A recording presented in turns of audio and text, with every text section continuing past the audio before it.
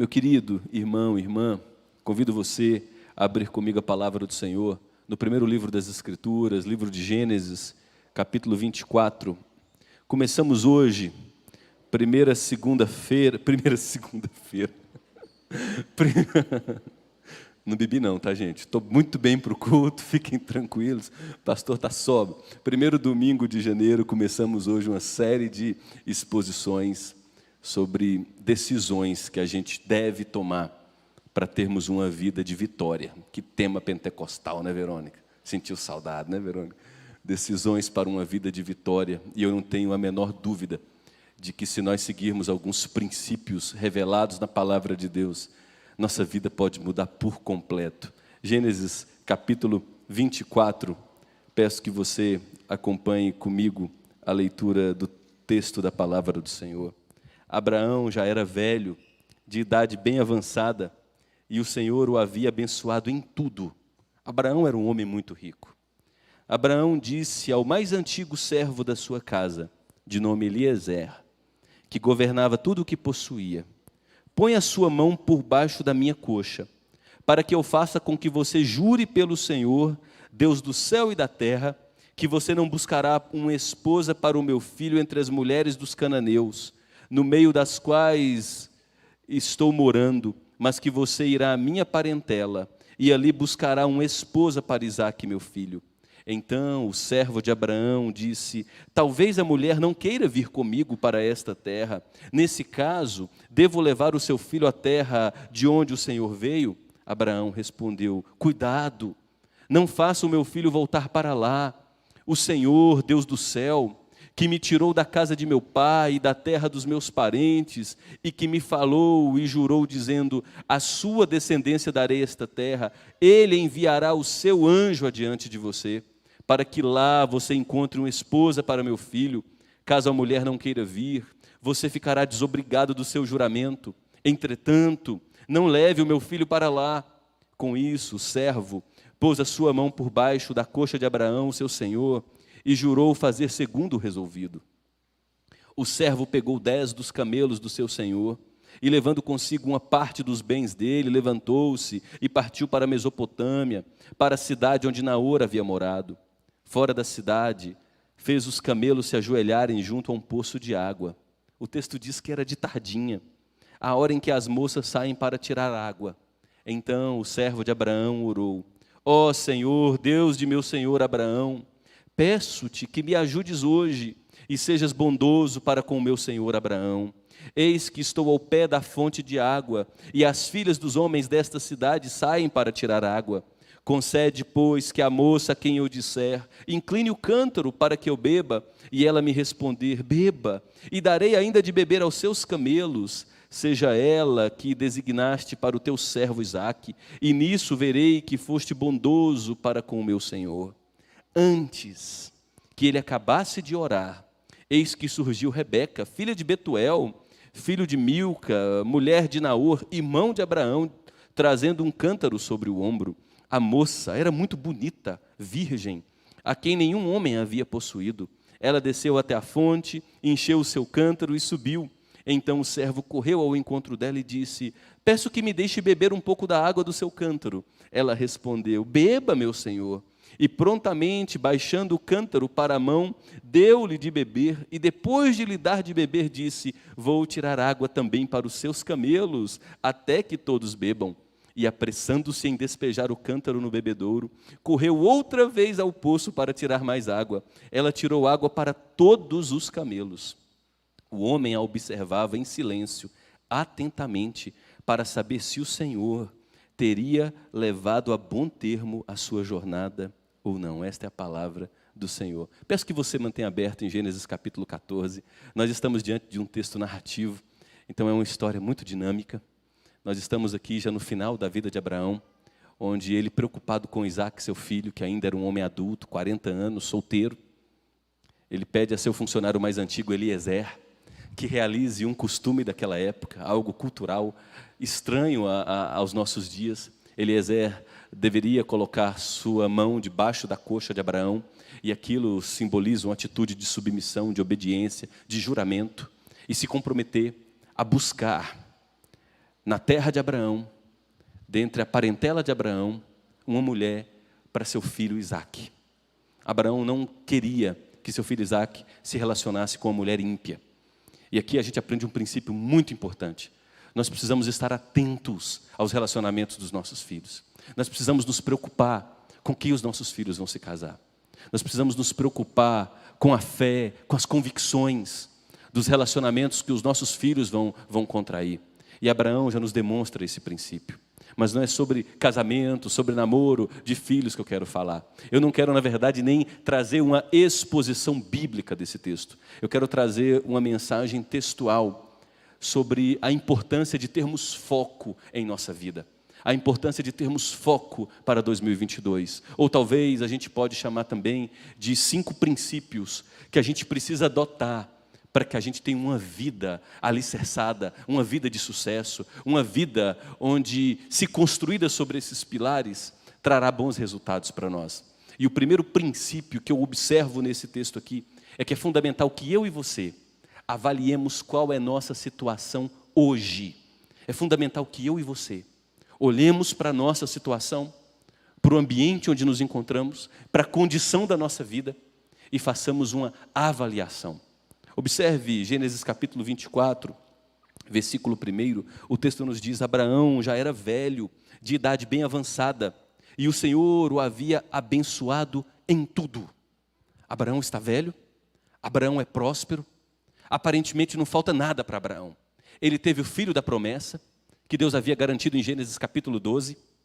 Abraão habitava na terra que Deus havia prometido que daria a ele e aos seus descendentes. Abraão havia vivido um bom casamento, ele amava sua esposa, mas a gente nota no capítulo anterior, em Gênesis capítulo 23, que as coisas não estavam completas para Abraão. Sua esposa havia falecido, havia enterrado o amor de sua vida, e Isaque, o filho da promessa, continuava ainda um adulto solteiro. Aos 40 anos, um adulto solteiro. Quais são as implicações disso?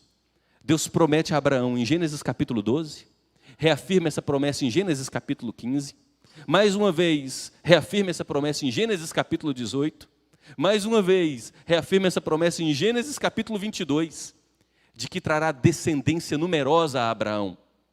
Os descendentes de Abraão seriam tão numerosos como as estrelas do céu e como as areias nas praias do mar. Só que Abraão só tinha um filho, e se o filho continuasse naquela situação, Abraão morreria, seu filho morreria e não haveria descendência. Então, as coisas ainda não estavam completas para Abraão.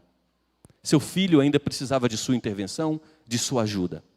Antes de morrer, ele tinha decisões a tomar. Quais são as necessidades que você possui para a sua vida?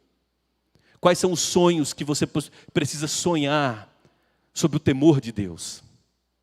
A Bíblia diz que, sob a dispensação do Espírito Santo, visitados pelo Espírito Santo, os jovens e os velhos terão visões, terão sonhos.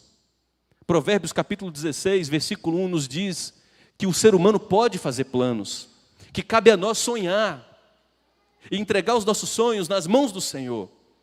É claro que é Deus quem irá realizar os sonhos para a nossa vida. É fundamental que a gente entregue nas mãos de Deus e diga: Deus, purgue, filtre os sonhos que são fruto do meu ego, da minha vaidade, da minha presunção, e realize os sonhos que são para a tua glória, que serão para o meu bem. Mas a Bíblia nos estimula a sonhar, nos estimula a projetar. E Abraão olha para a sua situação e diz: eu ainda preciso empreender, eu preciso ajudar a resolver os negócios do meu filho. E eu quero te estimular nessa noite a avaliar a tua vida. O que ainda falta para você? Qual é a tua atual conjuntura? Você precisa orar por um filho que está distante? Você precisa orar para que determinados comportamentos que te fazem mal, ferem pessoas que você ama, prejudicam a sua vida, sejam domados pelo poder de Deus? Você precisa se qualificar profissionalmente para ter um avanço profissional nesse ano? Quais são as necessidades que faltam em tua vida? Qual é a necessidade que você possui? Avalie sua situação. O que está incompleto ainda? O que você precisa colocar diante de Deus? Não é hora para você parar de sonhar. Não é hora para você desistir. Ainda que você seja idoso e esteja aqui, Deus convocou Moisés aos 80 anos de idade para realizar uma grande intervenção no povo dele que estava escravizado, morando no Egito já há 400 anos. Deus aparece a Abraão aos 75 anos de idade e Deus injeta uma dose cavalar de sonhos no coração de Abraão e diz: desse corpo velho, amortecido, e de tua esposa velha, amortecida, eu farei nascer uma descendência tão numerosa quanto as estrelas do céu. Não podemos parar de sonhar, não podemos parar de projetar. Temos que avaliar as deficiências da nossa vida, as áreas que precisam de melhora. E em segundo lugar, esse texto também nos ensina de maneira muito clara que eu e você precisamos definir nosso propósito. Se você observar os versos 2 até o verso 4 de Gênesis 24, o texto nos diz que Abraão disse ao seu servo mais antigo, Eliezer, que governava tudo o que possuía: põe a sua mão por baixo da minha coxa, para que eu faça com que você jure pelo Senhor, Deus do céu e da terra, que você não buscará uma esposa para meu filho entre as filhas dos cananeus, no meio das quais eu estou morando, mas que você irá à minha parentela e ali buscará uma esposa para Isaque, meu filho. Abraão define propósitos, há uma necessidade, mas Abraão tem fronteiras éticas, fronteiras morais. Os princípios de Deus formam os muros, os limites para a vida de Abraão. Eliezer, vem cá, eu preciso da sua ajuda, eu estou velho, não consigo mais fazer essa viagem, estou vivendo luto, quero que você vá até os meus parentes, a casa dos meus pais, e lá você encontre uma esposa para meu filho. Não é para você entregar meu filho para qualquer pessoa, não. Abraão estabelece critérios. Abraão coloca esses critérios diante de seu servo Eliezer. Põe a mão debaixo da minha coxa, se comprometa comigo. Nós temos que definir propósitos. Deus, esse é meu sonho, esse é meu objetivo. Mas acima de definir propósitos, nós temos que cercar estes propósitos com limites. Eu quero honrar ao meu Deus, eu quero amar ao meu Deus, quero me submeter ao meu Deus, quero respeitar a palavra do meu Deus, porque você pode ganhar o mundo inteiro, mas se você perder a sua alma, você e eu nos tornaremos as pessoas mais infelizes de todos. Se a gente conquistar nossos sonhos, a parte da vontade de Deus, a parte dos limites estabelecidos por Deus, quando chegarmos lá, continuaremos com infelicidade no nosso coração. Sonhos só nos marcam com grande felicidade se forem resposta de oração, sob a bênção de Deus, com portas legítimas que se abriram, fruto do suor do nosso rosto, de lágrimas, de oração, de humildade, de muita perseverança e uma vida correta na jornada. Defina seus propósitos. Terceiro princípio para uma vida de sucesso, versículo 7 nos diz: aproprie-se das promessas de Deus para a sua vida. Aproprie-se. Note o que nos diz o versículo 7 do capítulo 24. O Senhor, Deus do céu, que me tirou da casa de meu pai, da terra dos meus parentes, e que me falou e jurou dizendo: a sua descendência darei esta terra. Ele enviará o seu anjo adiante de você, para que lá você encontre uma esposa para meu filho. Que promessa maravilhosa. Deus aparece em Gênesis 12 a Abraão e diz: sai da tua terra, da tua parentela, confia em mim. Eu vou te mostrar o lugar que eu vou te conceder como presente a você e a sua descendência. Em Gênesis 15, Deus aparece de novo a Abraão. Em Gênesis 18, Deus aparece de novo a Abraão. Em Gênesis 22, Deus aparece de novo a Abraão. E em todas as aparições do anjo do Senhor e de Deus a Abraão, a mesma mensagem é repetida: eu vou abençoar você, vou multiplicar a tua descendência e te darei esta terra. Abraão está velho, precisa arrumar uma esposa para Isaque. E o que ele faz diante de uma necessidade que está diante de si? Ele se abraça às promessas de Deus. Ele se submete à palavra de Deus e diz: Deus tem promessas para a minha vida, Eliezer. Deus apareceu a mim e garantiu que me dará esta terra, que concederá um filho da promessa. Meu filho nasceu, nenhum dos planos de Deus foram frustrados, nenhuma das palavras do Senhor caíram por terra. Eu creio na promessa do meu Deus. Em outras palavras, Abraão estava dizendo a Eliezer, seu servo: Eliezer, eu não confio em você.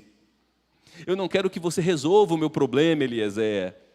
Eu confio que Deus resolverá esse problema, Eliezer. Eu confio que Deus dará bom êxito à sua jornada, Eliezer. Eu confio no Deus que fez promessas, e o Deus que fez as promessas é fiel para cumpri-las, Eliezer. Então aproprie-se, em nome de Jesus, das promessas de Deus para a sua vida.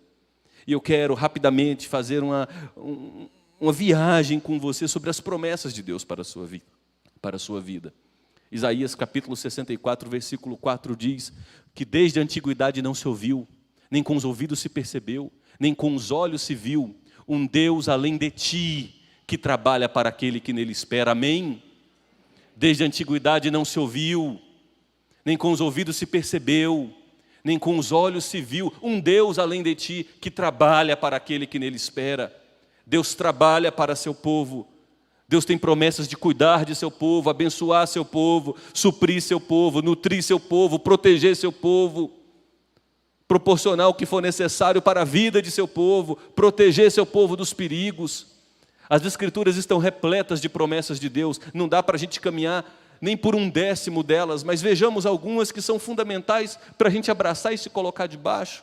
Abra a primeira carta de João, capítulo 2, versículo 25, finalzinho da Bíblia. Nós temos lá a primeira carta do apóstolo João, capítulo 2, versículo 25. Veja a promessa que Deus tem para a minha vida e para a sua vida.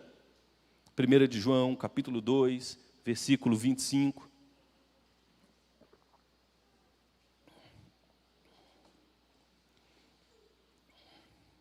E esta é a promessa que Ele mesmo nos fez, que Deus mesmo nos fez, de nos conceder Qual é a promessa que Deus fez a nós? De nos dar a vida eterna.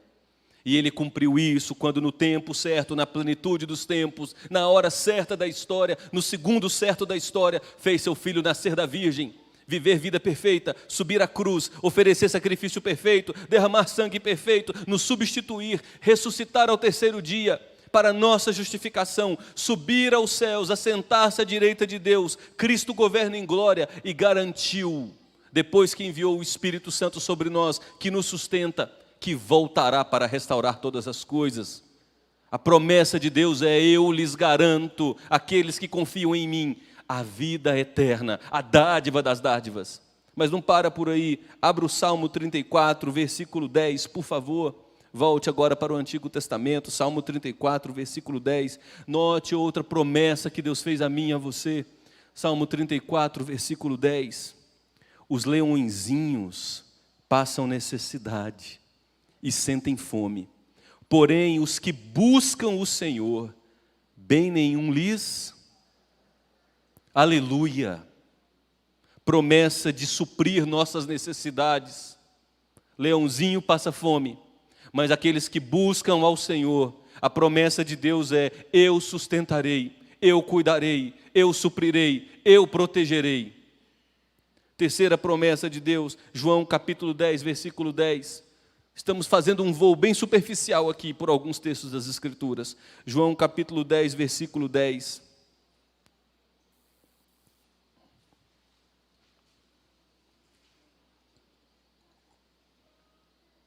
O ladrão vem somente para roubar, matar e destruir. Jesus refere-se à obra do diabo. Agora ele vai falar de sua obra. Eu vim para que vocês tenham vida e vida em abundância. Promessa de Deus, vida com sentido, vida plena, vida com propósito. Ser nosso pastor, ser nosso cuidador, estar conosco nos momentos de perigo, jamais nos desamparar. Lucas capítulo 11, versículo 13. Que promessa é essa? Jesus orienta os seus discípulos: pedi, buscai, batei, porque o que pede recebe, aquele que busca é encontrado, aquele que bate a porta se abre. E note a garantia que ele nos dá em Lucas capítulo 11, versículo 13. Ora, se vocês que são maus ainda sabem dar coisas boas aos filhos de vocês, quanto mais o Pai Celeste dará o Espírito Santo àqueles que lhe pedirem. Que promessa maravilhosa de conceder a mim e a você a dádiva do Espírito Santo. Sabe o que é o Espírito Santo? É o próprio Deus habitando em nós. É Deus nos santificando. É Deus se comunicando comigo e com você o tempo todo de que nós somos filhos, perdoados, amados, separados, chamados, protegidos. É o Espírito Santo que nos convence da palavra de Deus, que nos consola, que nos conforta.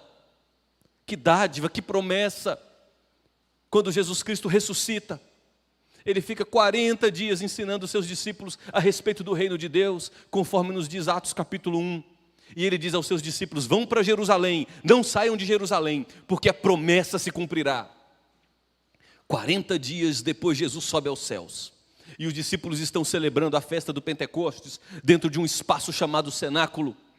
De repente, desce, inesperadamente, sobrenaturalmente, milagrosamente, o Espírito Santo e passa a habitar nos discípulos, inaugurando uma nova era na história da igreja. E de lá para cá, todos aqueles que são convertidos são naturalmente habitados pelo Espírito Santo, que é o Espírito que nos habita com poder, que nos fortalece para viver a vida cristã. É o Espírito que nos habita com amor, que nos dá condições de viver o chamado de Jesus para as nossas vidas. E é o Espírito que nos habita com equilíbrio, que nos dá sensatez, que nos levanta. Que promessa maravilhosa, mas não para por aí. Vá lá para a carta de Tiago, finalzinho da Bíblia, carta do irmão de Jesus, Tiago, capítulo 1, versículo 5. Talvez você esteja vivendo uma situação em que se encontre perdido e diga: eu não sei o que fazer. Eu preciso de sabedoria para lidar com essa área da minha vida. Eu já bati em portas que permanecem fechadas. Eu estou cansado do meu trabalho, eu preciso de algo diferente na minha vida, eu não sei o que fazer. Eu tenho que tomar uma decisão séria na minha vida, que vai implicar a minha vida e vai implicar a vida de pessoas que estão ao meu redor. Eu não sei que decisão tomar, eu não sei que caminho seguir, eu preciso de sabedoria. Note o que o irmão de Jesus, Tiago, capítulo 1, nos diz no versículo 5: se porém algum de vocês necessita de sabedoria, peça a Deus. E note a promessa de Tiago, que a todos dá. Deus dá sabedoria a todos, com generosidade e sem reprovações. Peça a Deus, busque a Deus, e lhe será concedido.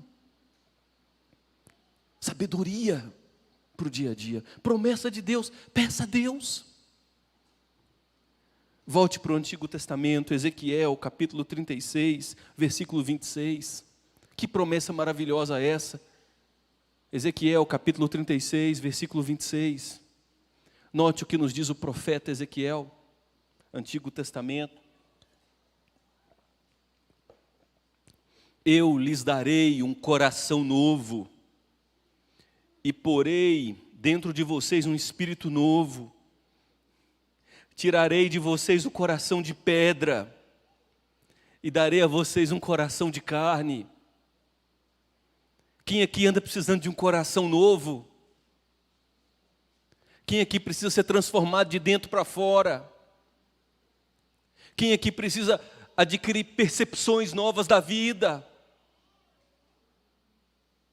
Quem aqui está cansado de si, dos erros que comete, das decisões erradas que toma frequentemente? Deus promete dar ao Espírito Santo um coração novo. Deus promete rasgar teu peito, arrancar o coração de pedra, colocar novos princípios de vida dentro de você. E estes princípios vão revolucionar você por completo. Deus promete não te maquiar. Deus promete não passar água oxigenada para retirar o esmalte que está gasto e colocar esmalte novo, não. Deus promete um transplante de coração. É mudar o teu interior radicalmente. A gente se concentra em mudanças de comportamento simplesmente, em mudanças estéticas, mas Deus olha mais fundo. Ele nos diagnostica por completo. Ele é preciso no que precisa ser transformado em nós. É a sede mais interior de cada um de nós. De onde vêm nossas motivações, nossos desejos mais sujos, nossa cobiça, nossa vaidade, nossa avareza, nosso descontentamento. E ele diz: peça. Eu prometo a vocês transformá-los. Promessa de um novo coração. Isaías 40, nós estamos em Ezequiel, está perto de Isaías. Só voltar algumas páginas. Profeta Isaías, capítulo 40, versículo 31.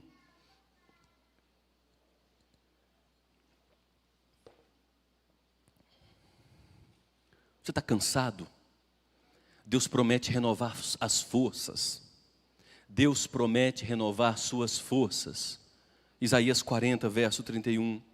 Mas os que esperam no Senhor renovam as suas forças. Sobem com asas como águias. Correm e não se cansam. Caminham e não se fatigam. Promessa de Deus. Renovação. Amém, irmãos? E por fim, Provérbios capítulo 3, versículos 5 e 6, livro de sabedoria, livro de Provérbios capítulo 3, versículos 5 e 6. Olha a promessa que Deus faz, mas é uma promessa condicionada, é uma promessa amarrada a uma condição, a um compromisso. Que compromisso é esse? Provérbios 3, verso 5. Confie no Senhor, essa é a condição. Confie no Senhor de todo o seu coração e não se apoie no seu próprio entendimento. Reconheça o Senhor em todos os seus caminhos. E qual é a promessa de Deus? E Ele endireitará as suas veredas. Ele mudará a sua vida. Pare de confiar em você, em suas ideias, em sua inteligência, em sua sabedoria. Confie em Deus, na palavra de Deus, nas fronteiras estabelecidas por Deus. Submeta-se, entregue o teu caminho ao Senhor, confia nele, o mais Ele fará. Mais uma promessa, Salmo 37, fará sobressair tua justiça como a luz, e o teu direito como o sol ao meio-dia. Entrega teu caminho ao Senhor. E Provérbios termina dizendo, e Ele endireitará a tua vida. É mudança de vida. Agora volta para Gênesis 24. Nós vimos que é necessário avaliar a nossa situação hoje. O que precisa ser mudado? Qual sonho precisa ser traçado? Defina seu propósito. São os limites, as fronteiras da palavra de Deus. Aproprie-se das promessas de Deus para a sua vida. Para que você se aproprie das promessas de Deus, é necessário 2 passos. Primeiro, você crê que Deus é Deus. Você crê que Deus é fiel para cumprir suas promessas. De que Ele não é homem para mentir. De que Ele é poderoso para cumprir o que prometeu. E para você se apropriar dessas promessas, em segundo lugar, você precisa orar por essas promessas. Ore por essas promessas. Jesus conta a parábola do juiz iníquo, uma viúva que precisava ter sua causa resolvida. E o juiz não lhe atendia. E aquela pobre viúva frequentemente estava ali, à procura daquele juiz. Até que num determinado momento, mesmo ele sendo iníquo, ele diz, eu vou atender a causa desta mulher, para que ela me deixe em paz. E assim o juiz resolve a situação daquela mulher. Através desta parábola, Jesus não está dizendo que Deus resolve nossos problemas porque Ele está cansado de nós. Não. Jesus está nos ensinando a necessidade de perseverarmos na busca. Porque se um juiz ímpio atende a uma demanda de uma mulher, uma pobre viúva, imagine o que o Deus dos céus e da terra que nos criou e tem um pacto conosco nos fará por nós se perseverarmos em oração. Creia no poder de Deus. Creia nas promessas de Deus e ore por essas promessas de Deus. Qual a sua demanda para esse ano? É o filho que se desviou? É o filho que se perdeu? Ore por esse filho. É uma demanda profissional? Ore por essa demanda. Você está cansado da vida que está levando? Você está inseguro quanto a determinadas questões? Confie no Senhor. Não se estribes em seu próprio entendimento. Entrega o teu caminho ao Senhor, confia nele e o mais Ele fará. Entregue tua causa nas mãos de Deus, peça, bata, busque. Tem promessa de Deus para a sua vida e são milhares de promessas de Deus. Spurgeon já nos dizia, no século XIX, que as promessas de Deus funcionam como uma prateleira de uma farmácia. Para cada problema nosso tem uma promessa para solucionar. Ore pelas promessas de Deus para a sua vida. Quarto princípio para uma vida de sucesso: esteja preparado para pagar o preço. Esteja preparado para pagar o preço. Olha o que Gênesis 24, versículos 50 a 53 nos diz. Labão e Betuel, que é o pai e o irmão da menina que o Eliezer encontrou, Labão e Betuel responderam: isto procede do Senhor. Nada temos a dizer, nem a favor nem contra. Porque o funcionário de Abraão chega até a casa de Rebeca e conta: olha, eu orei, e da maneira como eu orei, Deus respondeu. Deus responde orações, amém? Deus responde orações. Olha, eu orei, e antes de eu terminar de orar, Deus já respondeu, trouxe a mulher. E eu orei assim, assim, assim, e aconteceu assim, assim. Deus especificou. O funcionário de Abraão especificou, porque ele estava baseado na promessa que Deus havia feito a Abraão. Ele tinha garantia de que o anjo do Senhor, que é o próprio Jesus pré-encarnado no Antigo Testamento, estava dirigindo os seus passos, estava presente com ele. E quando ele conta para o pai e para a mãe de Rebeca o que aconteceu, o que eles dizem é: isso vem de Deus. Nada temos a dizer nem a favor nem contra. Aqui está Rebeca, leve-a com você, e que ela seja a mulher do filho do seu Senhor, segundo a palavra do Senhor Deus.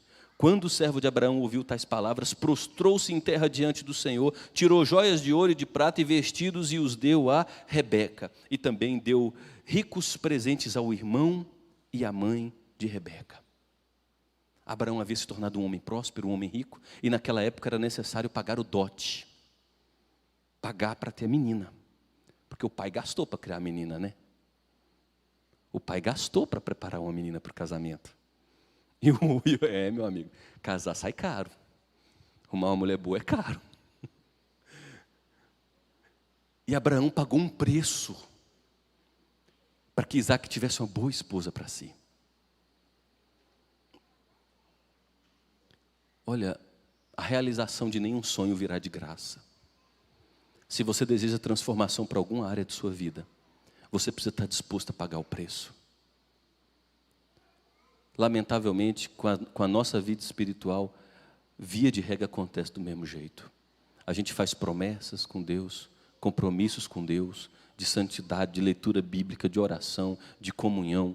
Passa 2 primeiras semanas do ano, a gente já negligencia tudo e quebra esses pactos. Aquilo que a gente mais precisa na nossa vida é aquilo que a gente menos se posiciona para disciplinar. Então, um princípio para o sucesso é: saiba que você terá que pagar um preço. Deus nos abençoa. Ele tem promessas de bênção para a nossa vida. Só a salvação é pela graça. Conquistar muitas promessas exige muita negação do nosso eu. Paulo escreve a carta aos Filipenses no capítulo 3 e ele diz: eu tenho só um desejo para a minha vida. Eu quero esquecer o que fica para trás. Problema, erro, quando eu persegui a igreja, as ofensas que eu cometi contra Deus, meus deslizes, minha imaturidade, as bobagens que falei, quero deixar tudo para trás e eu quero olhar para o prêmio que está diante de mim. Olha o foco. Sem foco as coisas não acontecem. Eu quero olhar para o prêmio que está diante de mim, perseguir esse prêmio. Eu quero conhecer Cristo, quero conhecer o poder da ressurreição de Jesus. Sabe qual foi o preço que Paulo pagou por isso? Perseguição, provação, sofrimento, cadeias, maus tratos. Mas sabe qual foi o resultado disso para a vida de Paulo? Ele foi elevado até o 3º céu. E ele teve experiências com Deus, que é muito provável que nenhum de nós aqui teve. E talvez jamais terá, a não ser quando encontrarmos com o Senhor.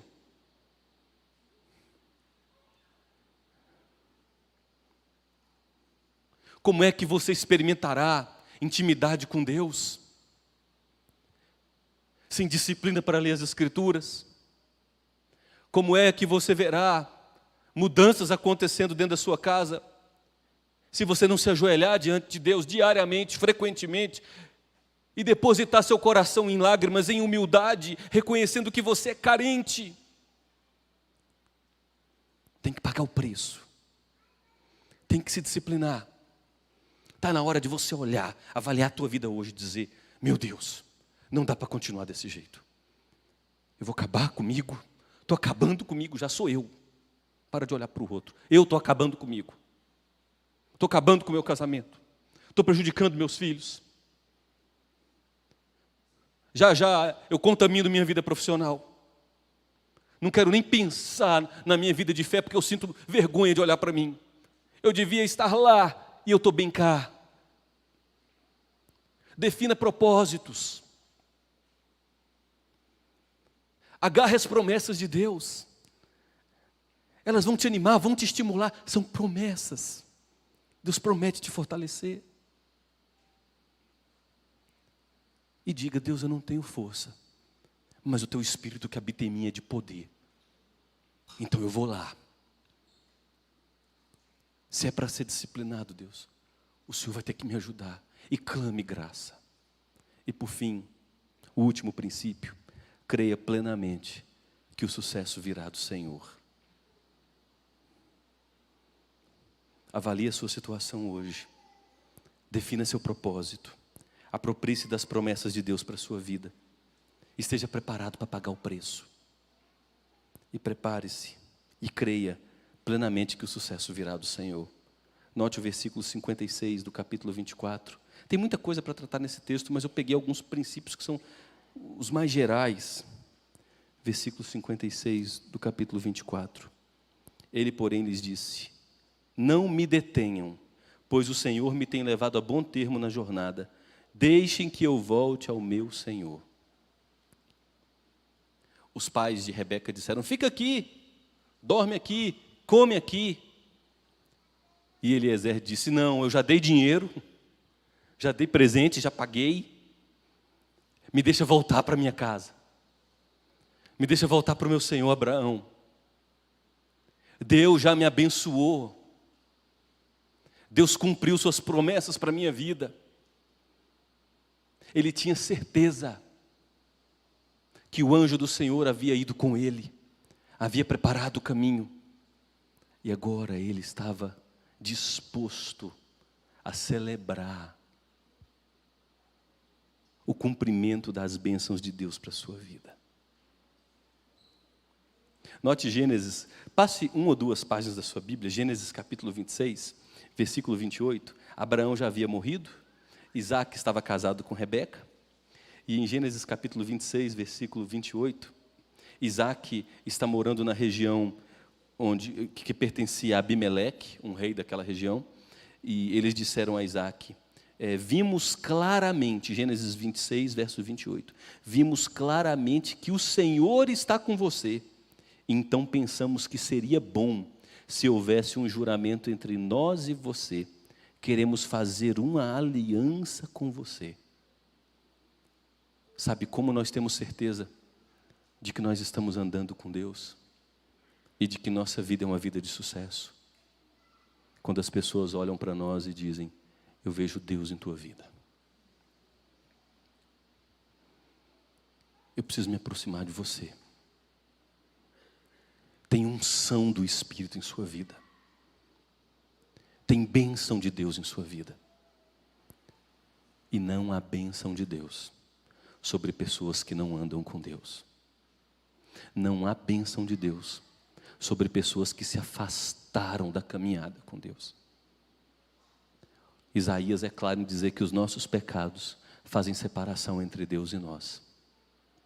Todas as vezes que eu ouço esse versículo, que eu leio esse versículo, eu me lembro do apartamento, primeiro apartamento que eu e Raquel moramos em Goiânia no primeiro ano de casados. Apartamento que pertence à Igreja Presbiteriana de Vila Formosa, aqui em Goiânia. A gente recém-casado, Vila Nova, Vila Formosa aqui em Anápolis, Vila Nova aqui em Goiânia. A gente recém-casado, os móveis ali novinhos. Chovia, o apartamento alagava. Teve um dia que choveu tanto. E nós estávamos fora, numa outra igreja, e a Raquel ficou com o coração apertado. Ela disse, meu Deus, recém-casados, não tem dinheiro para nada, ganhamos os móveis e agora vai inundar tudo. Quando abrimos a porta do apartamento, ela toda apreensiva, Deus foi tão bom, tão milagroso, que caiu inundação entre os móveis, sabe? Caiu inundação aqui, outra aqui, desviando dos móveis. E aí fomos chamando, pedreiro aqui, pedreiro ali, e ninguém encontra qual é o problema. Até que, pela graça de Deus, ele enviou um calheiro. Foi lá e disse, a calha aqui está toda entupida. Tinha uma árvore velha, e as folhas caíram e entupiram aquela calha. Problema simples, que causou um grande transtorno. Ele retirou aquelas folhas que entupiram a calha, a água correu muito bem. As promessas de Deus são assim em nossas vidas. Tem que tirar aquilo que prejudica nosso relacionamento com Deus. Aquilo que está entupindo o nosso relacionamento com Deus. Talvez tenha muita sujeira, muito entulho. Quando a gente reconhece isso, quando a gente confessa isso, quando a gente assume um compromisso, ainda que em lágrimas, e ainda que seja muito caro a nós de deixar isso, as promessas de Deus fluem. Os pecados de vocês, diz o Senhor, fazem separação entre mim e vocês. Você não está cansado de viver uma vida distante das promessas de Deus? Você está cansado de viver, ainda que com prosperidade financeira, ainda que com aplausos de gente, mas saber que teu mundo interior está assolado? Saber que teu casamento está prejudicado? Saber que teus filhos, se inspirarem em você, vão seguir um caminho ruim? Você não está cansado de uma vida de derrotas? Então, nesse texto de Gênesis 24, a gente aprende, em primeiro lugar, que nós temos que avaliar a nossa situação hoje. Em segundo lugar, definir as prioridades, estabelecer fronteiras de acordo com a palavra de Deus. Em terceiro lugar, a gente tem que se apropriar das promessas de Deus. Em primeiro lugar, crendo que Deus é fiel para cumprir. E em segundo lugar, orando perseverantemente por essas promessas. Em quarto lugar, a gente tem que estar preparado para pagar o preço. Tem um preço. Aquele que confessa o seu pecado e deixa, esse alcança a misericórdia. Entrega o teu caminho ao Senhor. Confie nele. Entrega.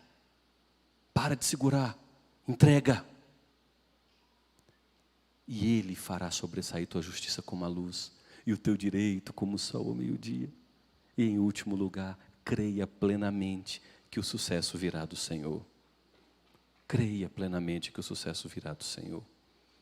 No final de sua jornada de sofrimento, Jó, no capítulo 42, versículo 2, nos diz: bem sei que tudo podes, e nenhum dos teus planos pode ser frustrado. Bem sei que tudo podes, e que nenhum dos seus planos podem ser frustrados. Amém?